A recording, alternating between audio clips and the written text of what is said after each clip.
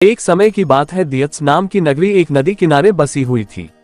वहां का राजा बहुत ही मूर्ख और सनकी था। एक दिन राजा अपने मंत्री के साथ संध्या के समय नदी के किनारे टहल रहा था।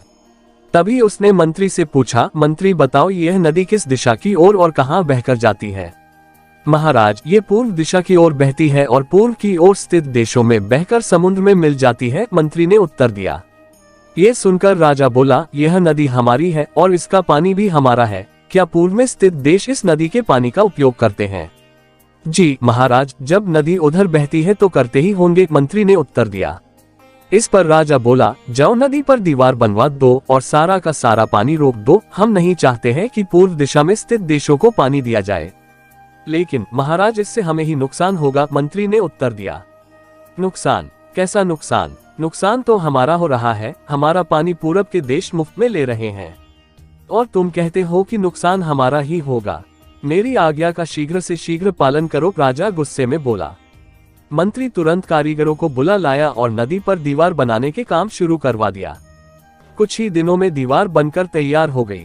राजा बहुत खुश हुआ, पर उसकी मूर्खता की वजह से कुछ समय बाद नदी का पानी शहर के घरों में घुसने लगा। लोग अपनी परेशानी लेकर मंत्री के पास आए। मंत्री ने उन्हें आश्वासन दिया कि वह सब कुछ ठीक कर देगा। मंत्री ने एक योजना बनाई। महल में एक घंटा बजाने वाला आदमी रहता था।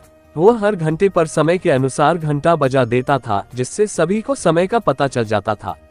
मंत्री ने उस आदमी को आदेश दिया कि वह आज रात को जितना समय हो उसका दोगुना घंटा बजाए। आदमी ने ऐसा ही किया। जब रात के 3 बजे तो उसने 6 बार घंटा बजाया, जिसका अर्थ था कि सुबह के 6 बज गए हैं। घंटा बजते ही सभी लोग उठ गए। राजा भी उठ गया और बाहर आ गया। वहां पर मंत्री मौजूद था। राजा ने मंत्री से पूछा, मंत्री अभी तक सुबह नहीं हुई है क्या? और सूरज अभी तक निकला क्यों नहीं है? मंत्री ने उत्तर दिया, महाराज सुबह तो हो चुकी है, परंतु सूरज नहीं निकला है, क्योंकि सूरज पूरब की ओर से निकलता है। शायद पूरब के देशों ने सूरज को रोक दिया है, क्योंकि हमने उनका पानी रोक दिया था, इसलिए अब हमारे राज्य में कभी सूरज नहीं निकलेगा। राजा बहुत चिंतित हुआ और बोला, क्या अब कभी भी हमारे देश में सूरज नहीं निकलेगा?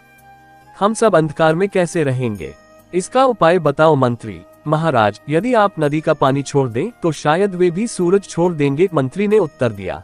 राजा बहुत चिंतित हुआ और बोला, क्या अब कभी भी हमारे देश में सूरज नहीं निकलेगा?